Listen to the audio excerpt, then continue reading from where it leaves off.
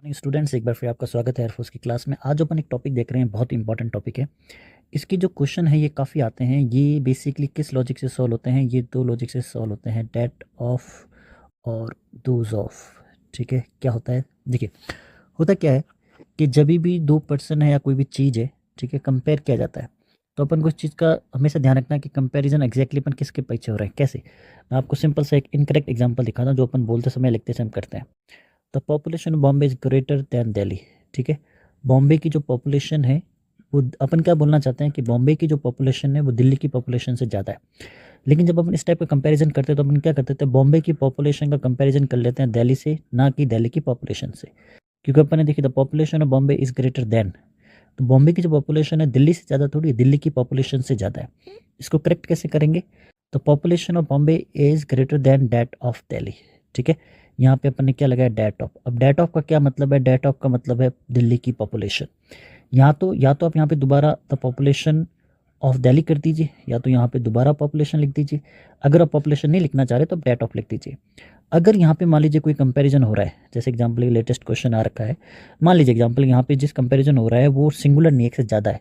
जब वो सिंगुलर नहीं एक से ज़्यादा है तो डेट ऑफ की जगह क्या आ जाता है? Those of.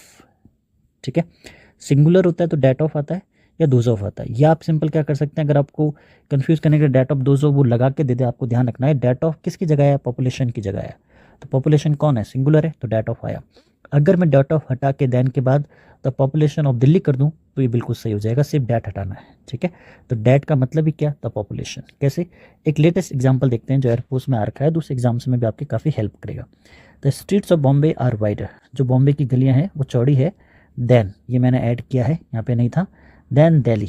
अब बॉम्बे की जो गलियां हैं दिल्ली से चौड़ी है, दिल्ली की गलियों से चौड़ी है। दोज ऑफ क्यों लगा? क्योंकि स्ट्रीट्स है, पॉपुलेशन सिंगुलर था, डेट ऑफ आ गया, स्ट्रीट्स के पीछे एस लगा, एक से ज़्यादा है तो दोज आ गया। ठीक है, दोज ऑफ का क्या मतलब है? The streets of Delhi. ठीक है, तो इसमें एरर क्या हो जाएगा? इसमें एरर सी था, लेकिन एक्चुअली ये तो मैंने आपको समझाने के लिए डेट ऑफ यहाँ पे दोज ऑफ ऐड कर रखा है। ठीक है, तो दोजो यहाँ पे ऐड कर रखा है, अदरवाइज दोजो वहाँ पे नहीं आता। तो ये बहुत इंपॉर्टेंट है, जो कंपैरिजन करने के बहुत इंपॉर्टेंट फॉर्मूला है। सिंपल आपको ध्यान रखना है, जब दो चीज़ों के बीच में कंपैरिजन हो रहा है तो कंपैरिजन एक्यूरेट होना चाहिए। तो ये अपन गलती कर देते हैं, ये इसका सॉल्यूशन है। अब डेट ऑफ दोजो में भी क्या फ़र्क है? सिंगुलर है, डेट ऑफ आ गया, इससे ज़्यादा है, दोजो ऑफ आ गया।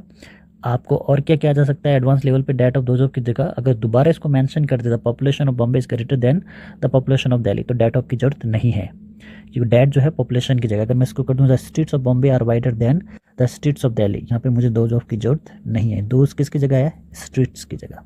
राइट, चलिए, कोई डाउट तो कमेंट करेगा, वीडियो को लाइक करेगा, चैनल को सब्सक्राइब करेगा। Thank you for watching. Thank you.